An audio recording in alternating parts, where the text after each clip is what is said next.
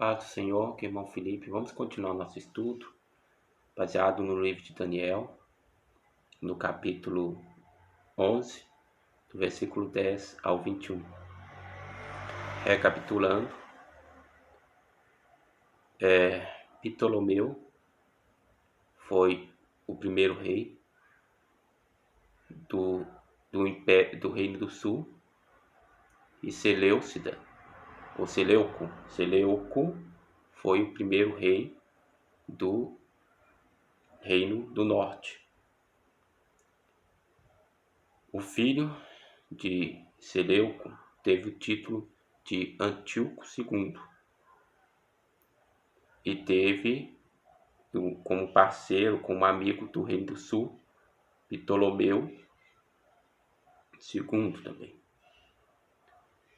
E para perpetuar aquela amizade entre eles fizeram um casamento de aliança, que foi um erro.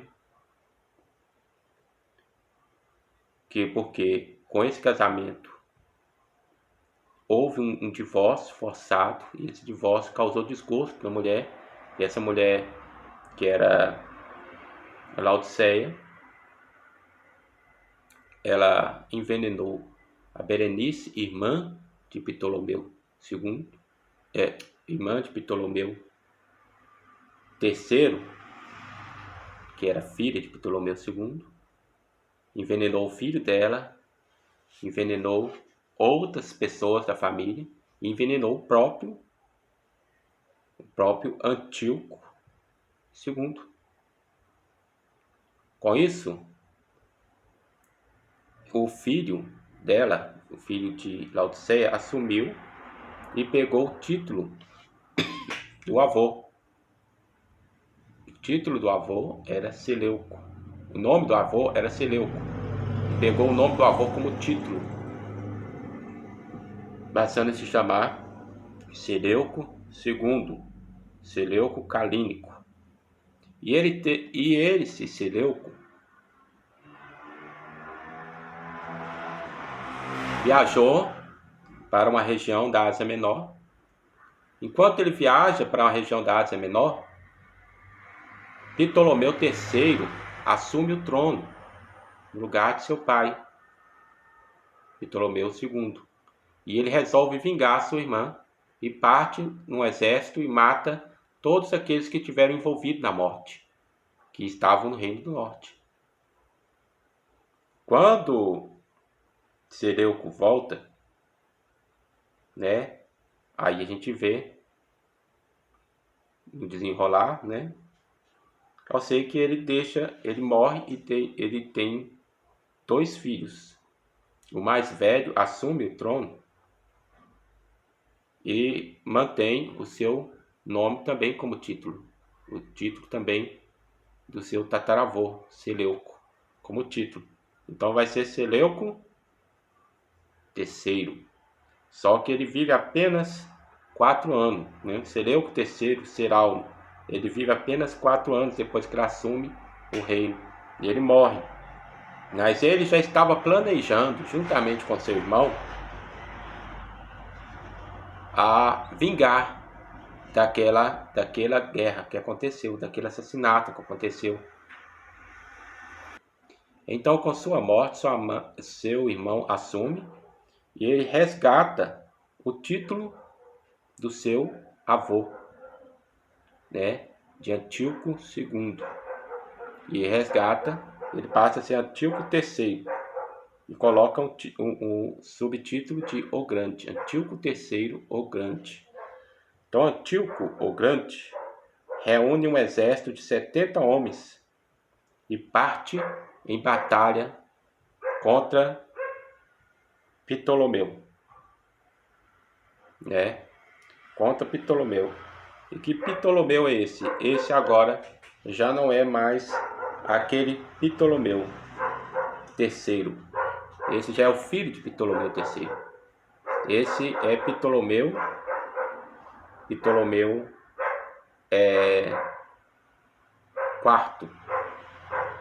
O que aconteceu? Isso aí você vai ver no nosso vídeo passado. O que aconteceu para até chegar aqui. Eu estou fazendo a recapitulação.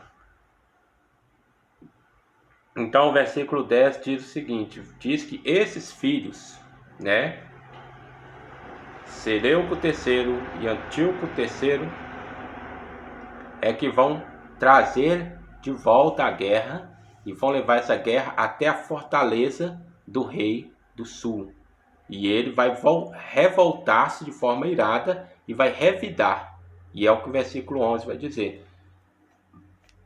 Em face disso, o rei do sul marchará furioso para combater o rei do norte, que o enfrentará com um enorme exército, mas apesar disso será derrotado. Apesar daquele enorme exército de 70 mil homens, esse 70 mil homens será derrotado pelo rei do sul, o Ptolomeu IV Filópato, que viveu do ano 221 ao 204 a.C., né? O versículo 12 prossegue. Quando o exército for vencido, o rei do sul se encherá de orgulho e matará milhares, mas o seu triunfo será breve. Por quê? Né? Ele vai conquistar essa vitória, ele vai derrotar esses 70 mil soldados da Síria, né? Mas o sucesso produzirá orgulho e letargia em Ptolomeu. Ele não mais prosseguirá não vai mais perseguir a sua vitória. Ou seja, ele vai marchar, vai derrotar aqueles 70 mil e vai voltar e vai ficar tranquilo, se gabando daquilo, né? Então, ele não vai, ele poderia ter marchado e depois de aqueles 70 derrotado, aqueles 70 mil, deveria ter invadido o reino, né, reconquistado ali a Palestina, invadido o reino da Síria e subjugado o reino da Síria, mas ele não fez isso. Ele ficou tranquilo, né? Desse modo, cumpriu-se a profecia, porém não prevalecerá, ou conforme a tradução, seu triunfo será breve. Ou seja, seu triunfo só parou ali, porque se ele tivesse continuado, talvez ele teria subjugado de uma vez a Síria, ou talvez posto uma pedra naquela guerra para que aquela guerra não continuasse, né? Mas em seu orgulho ele não obteve uma vitória concreta, ele apenas achou isso. Mas Ptolomeu IV, Filópato, morre, vai descansar. 13 anos depois, né? Antíoco, que Antíoco? O mesmo Antíoco que foi derrotado, o grande, retornou com um vasto exército, né? Ele se aliou a Filipe V da Macedônia, ou seja, um outro rei daquela fração que se fracionou em 4 reinos, né? O outro rei, né? Um outro rei da Grécia, do antigo Império Grego-Macedônio, e ele vai reunir e formar um grande exército e vai partir para tentar reaver tudo, né? Retornou com um vasto exército para compensar a guerra contra o filho de Ptolomeu IV, o Filópato, né? Que morreu em 2003 a.C. O novo rei do Egito, Ptolomeu V Epifânio, não somente era jovem, mas também inexperiente em assuntos de guerra. Segundo a própria profecia de Daniel vai falar, não haverá força para resistir. Não haverá força para resistir. Vamos ver o que o versículo disse. Versículo 12. Quando o exército for vencido, o rei do sul se encherá de orgulho e matará milhares, mas seu triunfo será breve, como nós já comentamos. Pois o rei do norte reunirá outro exército maior que o primeiro. Depois de alguns anos, ou seja, depois de 13 anos, segundo o que eu li aqui no comentário de John MacArthur, né, voltará a atacá-lo com um exército enorme e bem equipado, né? Ou seja, será muito mais bem equipado. Naquela época, ok? Vamos lá, o que o versículo 13 diz aqui da Bíblia, versão Almeida diz. Porque o rei do norte tornará e porá em campo uma multidão maior do que a primeira, E ao cabo de tempos, isto é, de anos, virá à pressa com grande exército, com muita fazenda. E naqueles tempos se levantarão contra o rei do sul, e os filhos dos prevaricadores do teu povo se levantarão para confirmar a visão, mas eles cairão, né? Olha lá. Pois o rei naquela época muitos se rebelarão contra o rei do sul e os homens violentos do povo a que você pertence, ou seja, vários judeus se porão do lado do rei da Assíria. Vários judeus rebeldes, violentos, como diz aqui, se porão do lado do rei da Síria. E com isso, para tentar desestabilizar, né? Tentar, eles querendo se libertar do reino do sul, mas acabando se subjugando ao reino do norte. Ou seja, não é uma tática que eles não souberam pensar direito. Se eles soubessem o que lhes aguardava, eles talvez não teriam seguido por esse caminho. Os judeus auxiliaram os sírios, expulsando os egípcios da terra. Não tiveram o discernimento do mal que preparavam para si próprios, pois mais tarde os sírios lhes fariam um grande mal sob o reinado de Antíoco IV, o Epifânico. Né? Isso que nós vamos ler quando formos ler o versículo 21 em diante. Vamos lá. Antes de continuar nossa narração e observação sobre a sequência dessa história, dessas muitas batalhas e idas e vindas, né? Que esses reinos ficaram em guerras por muito tempo. Aquele reino, vamos fazer uma observação aqui, né? Sobre o vacilo de Ptolomeu IV, Filópatro, que não foi até não levou a guerra até que ele subjugasse o reino dos sírios, né? Porque se ele tivesse subjugado o reino dos sírios, não teria se prolongado, como eu falei. Então, nesse caso, está dizendo para nós, fazendo uma aplicação espiritual, nesse caso ele foi como muitos cristãos contemporâneos que celebram suas vitórias passadas sobre o diabo, enquanto esquece que Satanás se afasta apenas para retornar no momento oportuno. Isso eu tirei do comentário africano, né? Lucas 4, versículo 13 vai falar isso, que depois que Jesus foi tentado, o diabo não foi para sempre. Ele se afastou até o momento oportuno. Olha lá, ó. Lucas 4, 13. Tendo terminado todas essas tentações, o diabo o deixou até ocasião oportuna. Muito bem. Nós paramos no versículo 14, que fala sobre que os israelitas, os rebeldes lá, queriam se livrar do jugo do Egito, né? E acabaram se subjugando ao jugo do norte, ou seja, eles não foram bem sucedidos, né? Eles tentaram desestabilizar, atrapalhar, né, o rei, ok? Vamos lá, versículo 15. Então o rei do norte virá, construirá rampas de cerco e conquistará uma cidade fortificada.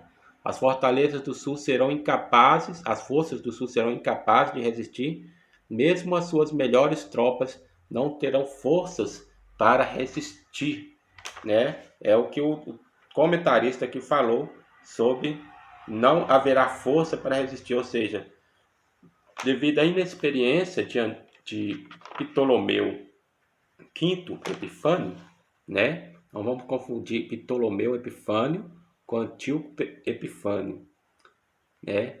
Que são duas pessoas diferentes. Um é Ptolomeu Epifânio, que é esse jovem que acabou, esse rei inexperiente que acabou perdendo a batalha, né? E outro é Antíoco Epifânio, né? Outro desses aí, vamos lá. Ok, versículo 16. O invasor fará o que bem entender, e ninguém conseguirá detê-lo. Ele se instalará na terra magnífica, ou gloriosa, né? Que é a terra de Israel, né? E terá poder para destruí-la, ou seja, ele vai subjugar. Vende? como os rebeldes que queriam se libertar do jugo do Egito, acabou se subjugando ao jugo dos sírios, ou seja, eles não foram inteligentes, eles não foram sábios, eles não foram prudentes, não foram prudentes. Então, MacArthur vai dizer em seu comentário que ele controlou a Palestina, ou a Terra Magnífica, né, até ao sul de Gaza, né, até ao sul de Gaza. Vamos lá, versículo 16. Né, quando está falando sobre o invasor, que invasor esse é o Antíoco III, o Grande, né? Alcançou um longo domínio sobre Israel, ou sobre a Terra Magnífica, né? E vamos lá, versículo 17. Ele não vai parar por aí, né? Esse rei não vai parar por aí. Naquela época, o reino de Roma estava crescendo e se expandindo, estava se tornando poderoso, viu? Então, o versículo 17 vai dizer que virá com o poder de todo o seu reino e fará uma aliança com o rei do sul, ou seja, o reino do norte, como eu falei, não vai parar por aí. Ele vai tentar fazer uma aliança de mentira, né, diferente daquela aliança que foi feita lá atrás, né, que na verdade foi uma aliança mal feita, mas não era uma aliança com sentido de mal, ela só foi mal feita, que deu um resultado desastroso, né? Então verá outro casamento diplomático desastroso foi arranjado entre essas duas dinastias combatentes, né, esperando ganhar controle absoluto sobre o Egito, né, em 192 a.C. ele vai fazer esse casamento. Ele vai tentar fazer um casamento com a intenção de infiltrar a sua filha dentro e através desse casamento ele vir a destronar os Ptolomeus do trono e conquistar de uma vez todo o reino do sul. Diferente de Ptolomeu, Filópatro, que poderia ter feito isso, poderia ter expandido e subjugado a Síria tinha essa intenção de expandir e subjugar o Egito. No entanto, esse casamento não dá o resultado que Antíoco o Grande pretendia, né? Então, Antíoco o Grande, deu sua filha Cleópatra como esposa de Ptolomeu V. O truque fracassou, pois em vez de apoiar os planos de seu pai, né, de Antíoco o Grande, Cleópatra permaneceu fiel a seu marido, né, a Ptolomeu V. Decepcionado, mas não desencorajado, Antíoco retornou às suas campanhas nas regiões costeiras do mar Egeu. Então, ou seja, como eu falei, o Império de Roma estava crescendo.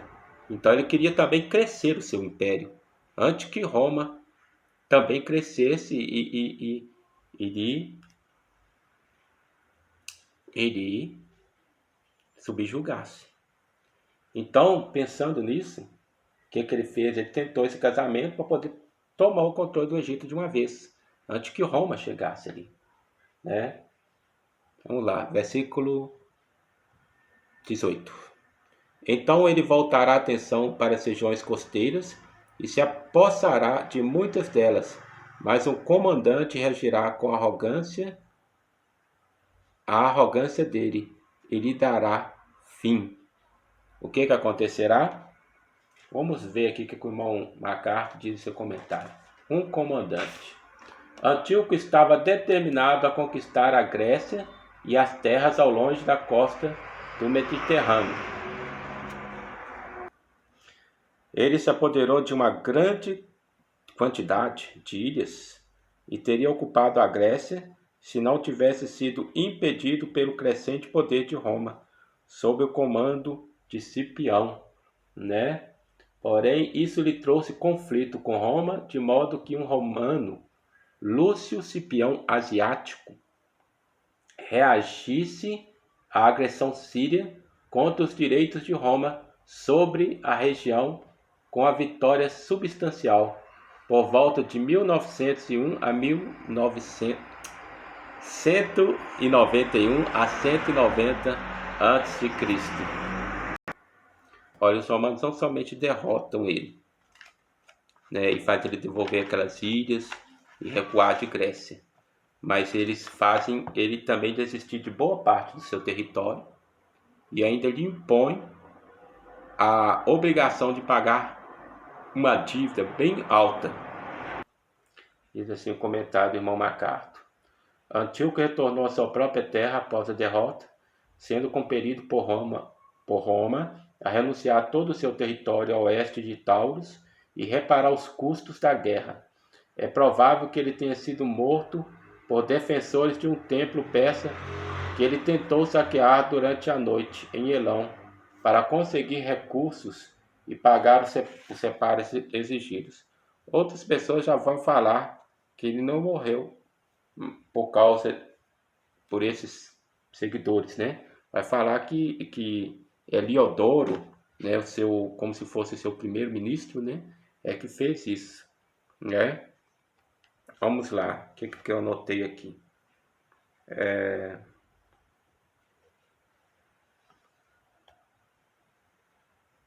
Ao retornar completamente desgraçado para sua terra, Antíoco o Grande, ou Antíoco III, foi morto enquanto saqueava um templo em Elão, conforme o outro irmão disse. Ele foi sucedido por seu filho Seleuco, né, voltando ao título, tá vendo? Eles oscilavam entre um título e outro. Seleuco IV, né, Seleuco VI, Filópatro, que herdou uma grande dívida para com Roma, né? Corrigindo então o que eu terminei de falar, não foi Antíoco III que morreu através de Heliodoro, não, viu? Ele certamente morreu foi pelas pessoas mesmo lá de Elão que o mataram enquanto ele saqueava, né? Pelos defensores do templo lá. Então vamos continuar aqui. A fim de receber os enormes pagamentos anuais, enviou coletores por todo o reino. Seu primeiro-ministro Heliodoro, enviado para saquear o tesouro do templo de Jerusalém, foi impedido por intervenção divina, segundo narra o livro de 2 Macabeus, capítulo 3. Né? Seleuco reinou por 11 anos e morreu de forma misteriosa, provavelmente, segundo alguns dizem, assassinado por Heliodoro. Vamos ver o que o irmão diz aqui também em seu comentário. Um cobrador de imposto. Roma exigiu que Seleuco IV, né? Eu errei aqui na minha anotação, irmão, desculpa, viu? Filópator, eu coloquei ele, Seleuco VI, né? Nossa, nada a ver. Filópator pagasse tributos, uma vez que Roma era incrivelmente poderosa. Ou seja, havia uma dívida, aquela dívida como eu já li, e o Roma agora já estava começando a assumir o controle até mesmo sobre o reino da Síria. Ou seja, já estava impondo tributos. Eles poderiam continuar com o seu reino, mas eles teriam que pagar tributos a Roma para que Roma não viesse a entrar e dominar eles, né? Uma vez que Roma era incrivelmente poderosa, o rei Ciro impôs pesados impostos aos seus súditos para pagar tais tributos. Em pouco tempo ele morreria envenenado. O esplendor real possivelmente refere-se a Israel. Vamos ler o que os versículos bíblicos dizem sobre isso, né? Aí que eu estava falando que ele foi lá para a Grécia, né? O pai de Seleuco IV, né? O Antíoco III, Antíoco Grande, ele voltará a atenção para as regiões costeiras e se apossará de muitas delas, mas um comandante regirá com arrogância a arrogância dele, e lhe dará fim. Depois disso ele se dirigirá para as fortalezas de sua própria terra, mas tropeçará e cairá para nunca mais aparecer. Ou seja, ele vai ir para a sua própria terra para poder saquear a sua própria terra, o seu próprio reino. Mas que coisa, que homem descabeçado, que foi o que aconteceu, né? Quando ele foi lá para o templo persa de Elão saquearam o templo persa e lá ele foi morto pelos defensores do templo, né?